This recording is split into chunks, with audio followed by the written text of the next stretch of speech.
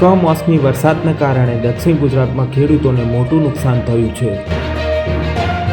દક્ષિણ ગુજરાતના ખેડૂતોના ડાંગરના પાકને વ્યાપક નુકસાન થયું છે. ખેડૂતોને થયેલી આ નુકસાની અંગે મુખ્યમંત્રીએ તમામ મંત્રીઓ અને ધારાસભ્યોને પોતાના મત વિસ્તારમાં સર્વેના આદેશ આપ્યા છે. સીએમના આદેશ બાદ પૂર્વ મંત્રી મુકેશ પટેલે ખેડૂત આગેવાનો અને ખેડૂત મંડળીના પ્રમુખો સાથે બેઠક યોજી છે. સુરતના સર્કિટ હાઉસ ખાતે આ બેઠક યોજવામાં આવી હતી, જેમાં જિલ્લા વહીવટીતંત્રના અધિકારીઓ પણ હાજર રહ્યા હતા. આ બેઠકમાં ખેડૂતોને થયેલા નુકસાની અંગે ચર્ચા કરવામાં આવી છે.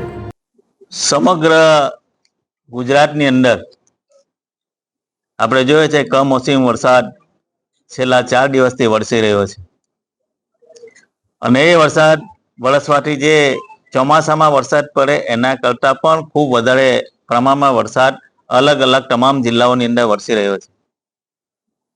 અમારા ગુજરાતના મુખ્યમંત્રી શ્રી ભૂપેન્દ્રભાઈ પટેલ સાહેબે છેલ્લા 2 દિવસથી તમામ મંત્રીશ્રીઓને અલગ અલગ જિલ્લાઓમાં જ્યાં વરસાદ વધારે થયો તે જિલ્લાઓમાં સમીક્ષા કરવા માટે એમને મોકલ્યા હતા.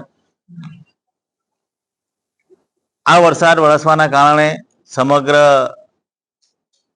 ગુજરાતની અંદર તમામ ખેડૂતોને નુકસાન થયું છે. આપણે સૌ જાણીએ છીએ ખેડૂતોની આ વરસાદના કારણે ખૂબ કફોડી પરિસ્થિતિ બની છે.